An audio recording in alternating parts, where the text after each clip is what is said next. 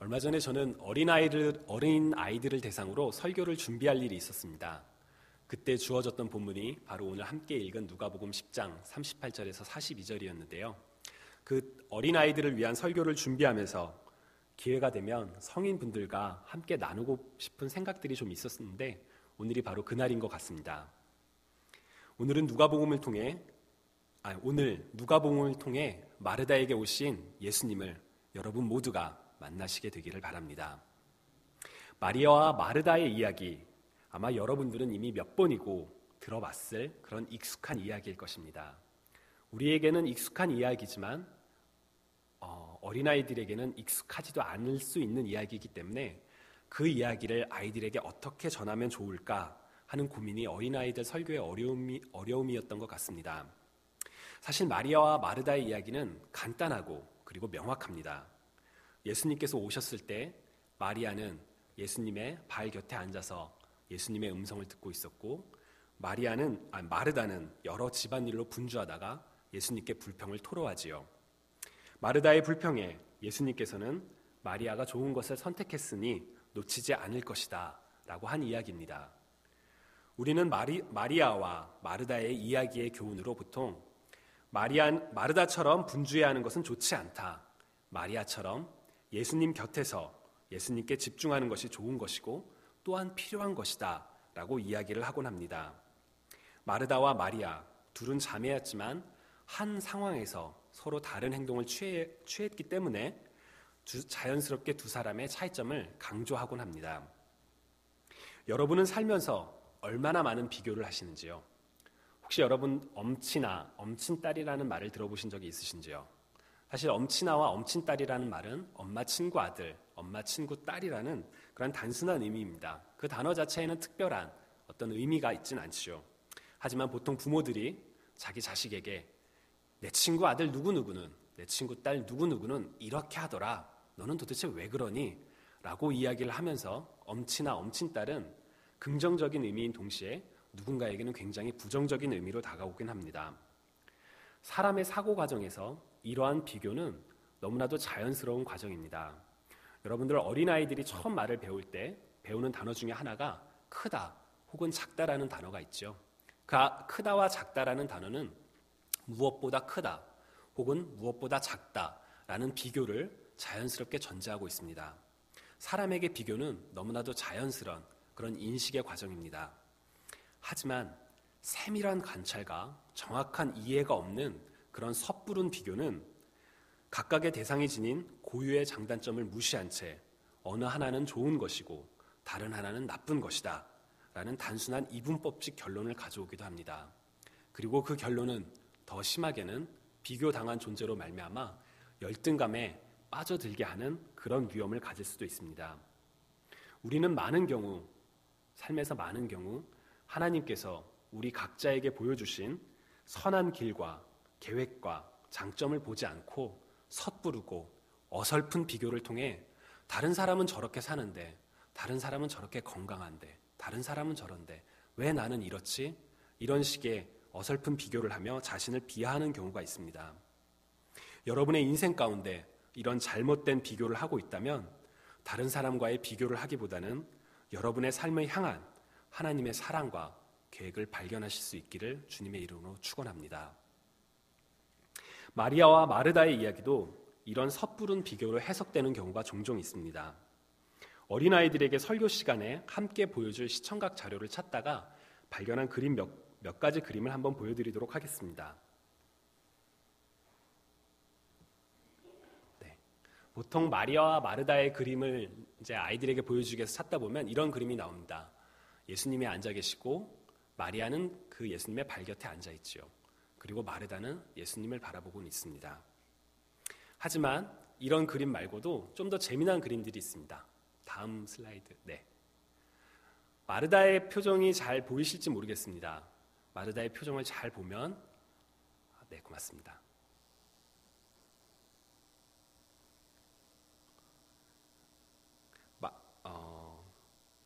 어떻게 느끼시는지요? 그리고 다음 그림도 한번 보여주세요. 네. 여기서도 예수님은 말씀하고 계시고 마리아는 예수님의 이야기를 듣고 있고 저 기둥 뒤에서 누군가 째려보듯이 바라보는 사람이 있죠. 네. 그리고 다음 슬라이드. 네. 이건 굉장히 유명한 화가가 그린 그림인데 앞에 있는 사람이 마르다입니다. 얼굴 표정을 한번 잘 보세요. 아마 마리아와 이제 됐습니다. 네. 아마 마리아와 마르다의 이야기를 그린 화가도 마리아와 마르다의 다른 점을 명확하게 보여주기 위해서 고민을 했었고 그 결과가 저렇게 다른 얼굴 표정으로 나타나는 것 같습니다. 마리아는 선하고 신실한 표정으로 예수님을 바라보고 있지만 마르다는 약간 성나고 혹은 심통이 난 표정으로 예수님과 마리아 사이에 끼어들고 있습니다. 저 그림들만 놓고 보면 마리아는 신실하지만 마르다는 그렇지 못한 것처럼 보입니다. 이러한 인식은 비단 마리아와 마르다의 이야기를 그린 화가들만의 이야기가 아니라 우리들에게도 비슷하게 있는 것 같습니다. 여러분들의 기억 속에 담겨있는 마리아와 마르다의 이미지를 한번 떠올려 보십시오. 마리아의 경우 성경에 굉장히 여러 마리아가 나옵니다. 예수님의 어머니 마리아가 있고요. 예수님의 발에 향유를 부은 마리아가 있고요. 그리고 예수님의 부활을 처음으로 목격한 마리아가 있고 마리아라는 이름을 가진 여성에게는 왠지 신실하고 선한 이미지가 떠오르지 않으신지요? 반면 마르다는 어떻습니까? 마르다는 오늘 읽은 누가복음 외에도 몇몇 구절에서 좀 더 나오긴 하지만 마르다의 이미지는 왠지 분주하고 불평하는 여인으로 기억되지 않으신지요? 하지만 우리가 성경을 좀 더 깊게 들여다보면 마르다는 앞서 본 그림들 같이 혹은 우리의 기억 속에 담긴 것처럼 그렇게 부정적인 인물이 아닙니다. 먼저 마르다의 가족관계를 한번 살펴보도록 하겠습니다. 본문에 나온 것처럼 마르다와 마리아는 자매입니다. 마르다는 언니이고 마리아는 동생이지요. 그리고 그들에게는 또 하나의 동생이 있었습니다. 바로 나사로입니다. 죽은 지 나흘 만에 예수님께서 무덤 앞에서 부르자 무덤에서 살아나온 바로 그 나사로입니다. 언니와 동생의 관계는 항상 그런 것은 아니지만 보통 첫째가 더 책임감이 있고 적극적인 경우가 종종 있습니다. 마리아와 마르다의 관계에서도 보면 적어도 언니 마르다는 더 적극적이고 책임감이 있는 모습을 보여주는 경우가 있습니다. 성경을 한번 보도록 하겠습니다. 오늘 본문인 누가복음 10장 38절을 보면 그들이 길 갈 때에 예수께서 한 마을에 들어가시며 마르다라 이름하는 한 여자가 자기 집으로 영접하더라고 기록되어 있습니다. 예수님은 마땅히 거처를 정하지 않고 다니셨기 때문에 예수님을 집으로 초청해서 식사를 하는 예가 성경에는 종종 나옵니다. 예를 들어 누가복음 19장 5절을 보면 예수님께서 길을 지나가려는 것을 보려고 많은 사람들이 길가에 모였을 때 한 키 작은 사람이 나무 위로 올라가는 경우가 있죠. 누구죠? 맞습니다. 삭개오입니다. 그런 삭개오의 모습을 보시고 예수님께서 이렇게 말씀하십니다. 삭개오야, 속히 내려오라. 내가 오늘 내 집에 유하여야 하겠다 하시니 삭개오가 급히 내려와 즐거워하며 영접했다고 성경에 기록되어 있습니다. 예수님을 집에 모시는 것이 큰 기쁨이었다는 것을 알 수 있습니다. 마르다 역시 그 예수님을 모시고 싶어서 예수님을 초청합니다. 언니이기 때문에 마르다가 초청했을까요? 그럴지도 모릅니다. 하지만 저는 마르다에게 예수님과 함께하고 싶은 깊은 소망이 있었기 때문이라고 생각해 봅니다. 예수님을 간절히 보기 원했던 삭개오처럼, 그래서 그 작은 키에 나무 위에 올라갔던 삭개오처럼 마르다도 예수님을 간절히 만나고 싶었던 것이지요. 혹시 여러분도 기회가 된다면 예수님을 집으로 초청해서 함께 시간을 보내고 싶으십니까? 아멘 소리가 굉장히 작네요. 여러분, 예수님 기회가 된다면 예수님 우리 집에 한번 오세요 하고 이렇게 함께 식사도 하고 그러고 싶지 않으세요? 여전히 예수님을 별로 초청하고 싶지 않으신 분들이 계신 것 같습니다. 제가 마지막으로 한 번 더 묻겠습니다. 여러분들 예수님을 집으로 초청하고 싶으십니까? 네. 그렇다면 기회가 아주 많습니다. 우리 마태복음 25장 35절에서 40절을 한번 같이 찾아볼까요? 신약성경 마태복음 25장 35절에서 40절입니다. 네, 신약성경 44페이지고요.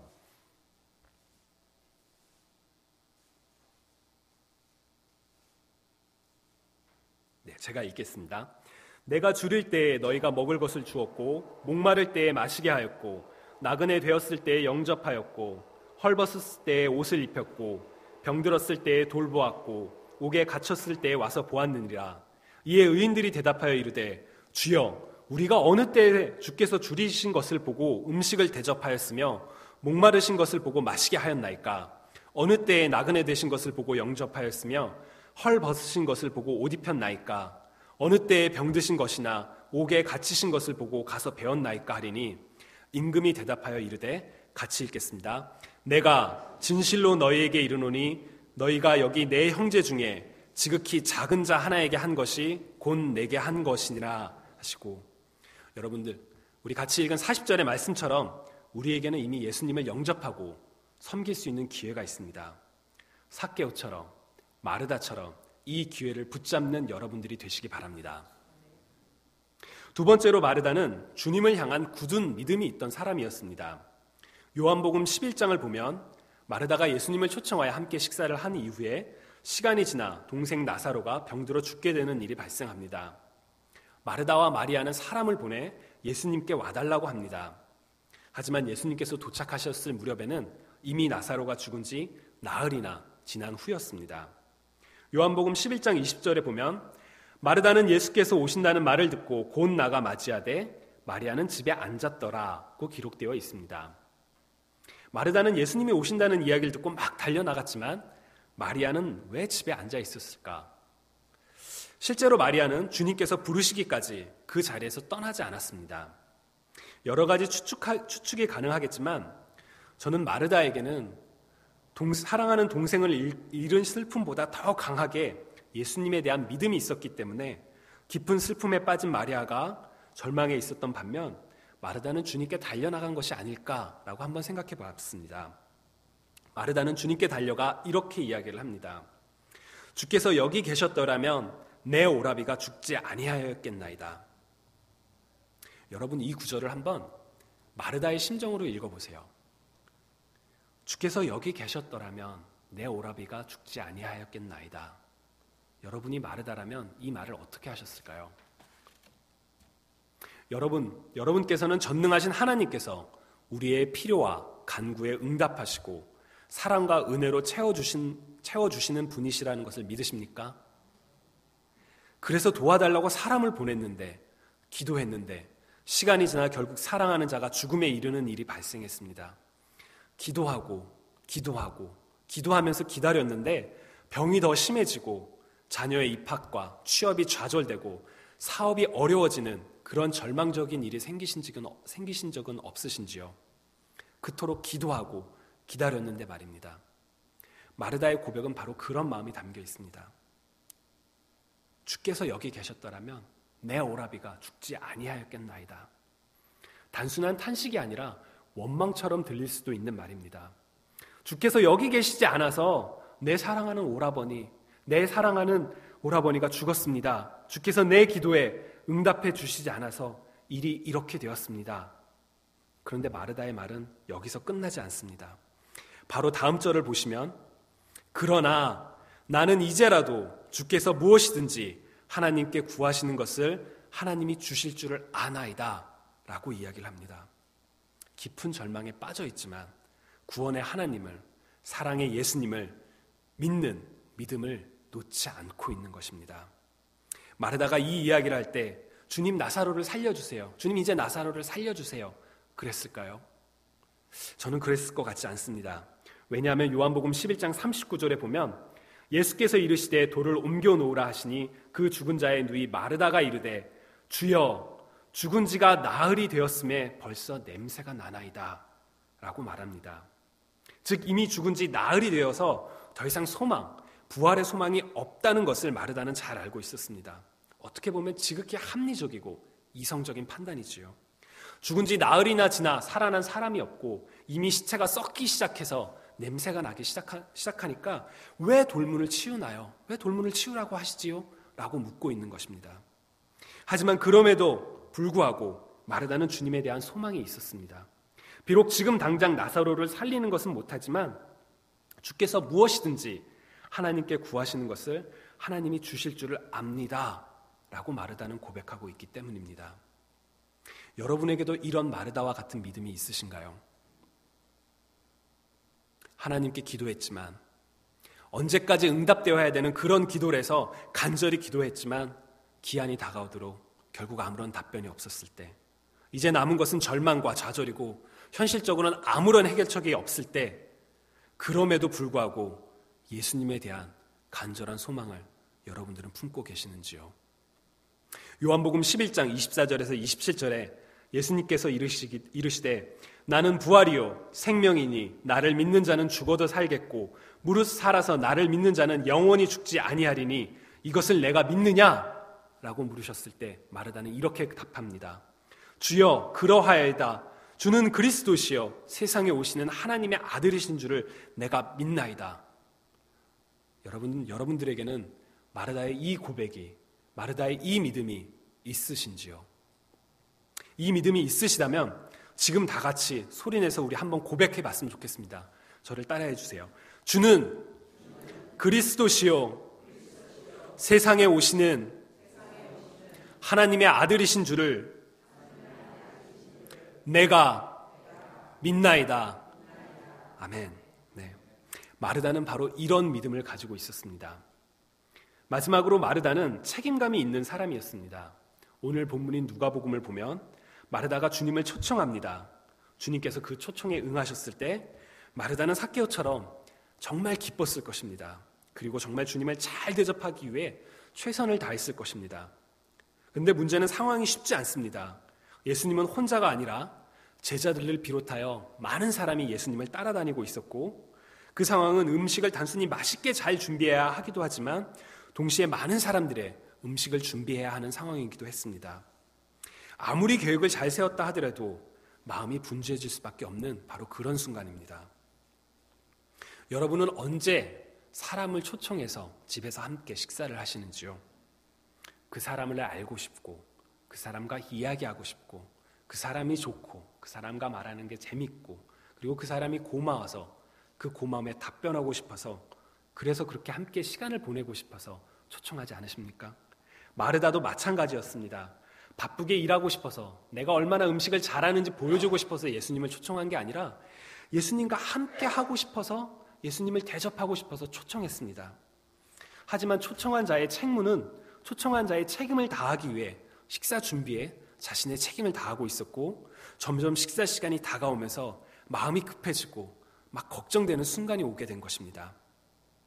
그런데 이렇게 바쁜 순간에 자신의 동생 마리아는 자신을 돕지 않고 예수님 곁에서 이야기를 듣고 있습니다. 화가 날 만한 상황입니다. 여러분의 동생이 만약 이렇다면 여러분은 어떻게 하시겠습니까? 저라면 가서 딱 하고 뭐 하는 거야? 그리고 막, 저는 동생은 없습니다. 형님만 있는데 뭐 하는 거야? 하고 막 끌고 올 것 같습니다. 막 눈치 주고 막 옆구리를 찌르고 막 인상 쓰고 당장 나오라고, 지금 음식을 준비해야 될 차례인데 넌 뭐 하고 있냐고 그렇게 말했을 것 같습니다. 하지만 마르다는 그렇게 하지 않았습니다.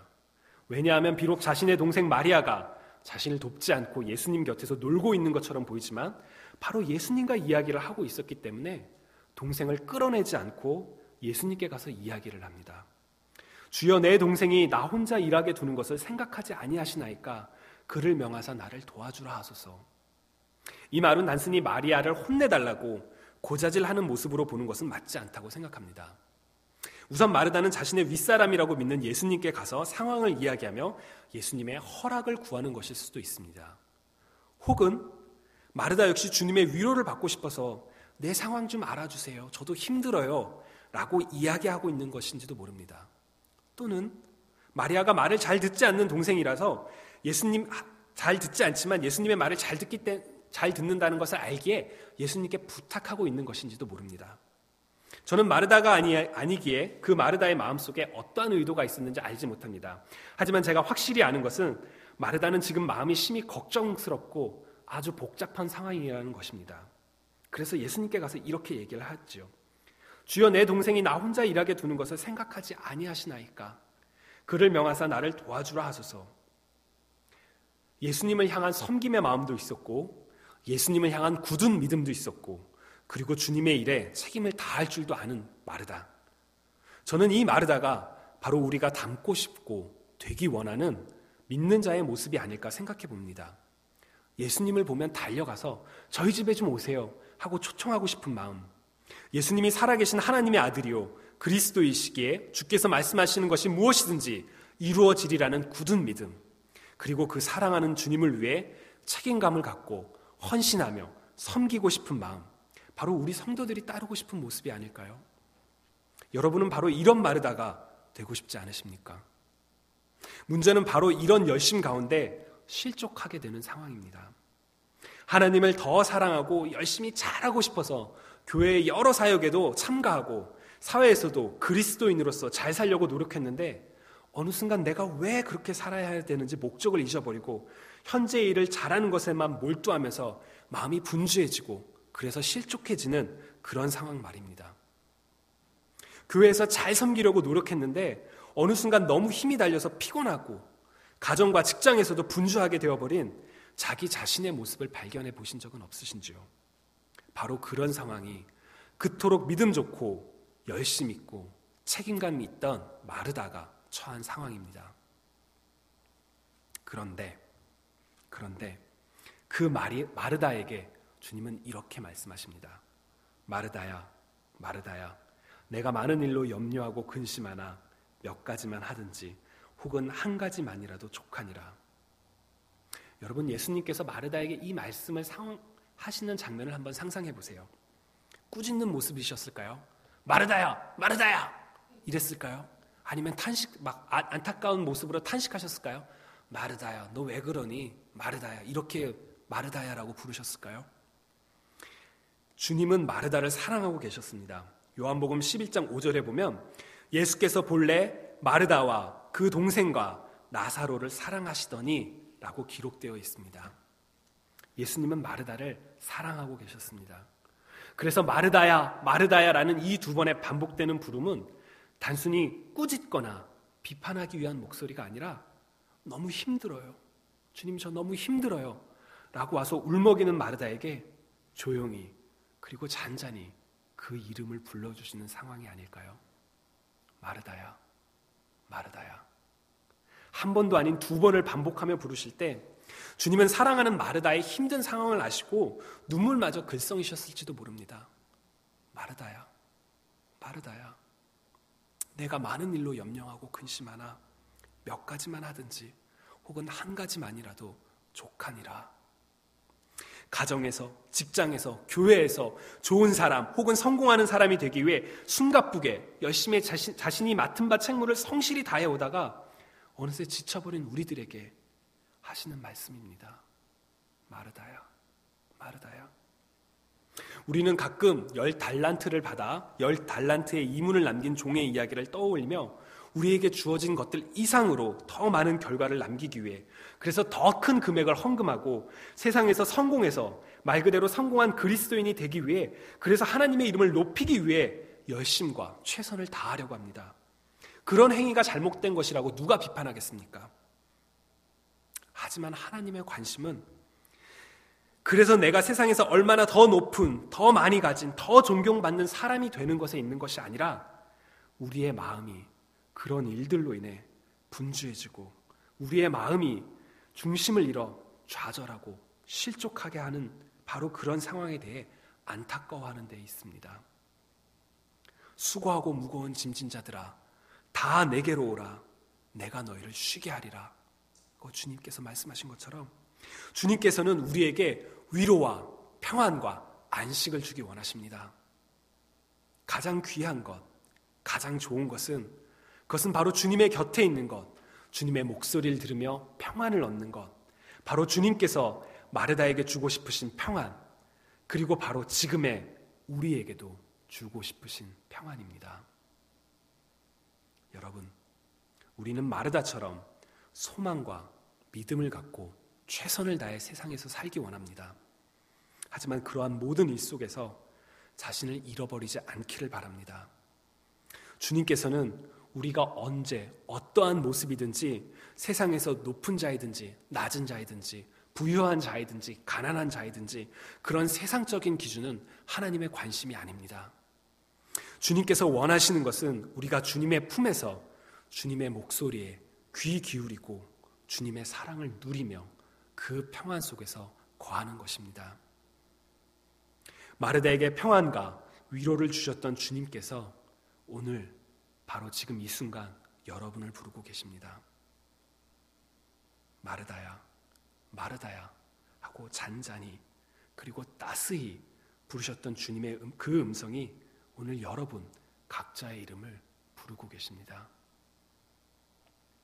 세상에서 힘들고 지친 여러분들에게 마르다에게 말씀하신 것 같이 삶의 진정한 중요한 것이 무엇인지를 알게 하고 그리고 주님과 함께하는 평안을 누리기를 바라며 여러분에게 말씀하고 계십니다. 우리 다 같이 그 주님의 마음을 알게 해달라고 그 평안 속에 우리를 인도해 달라고 같이 기도합시다.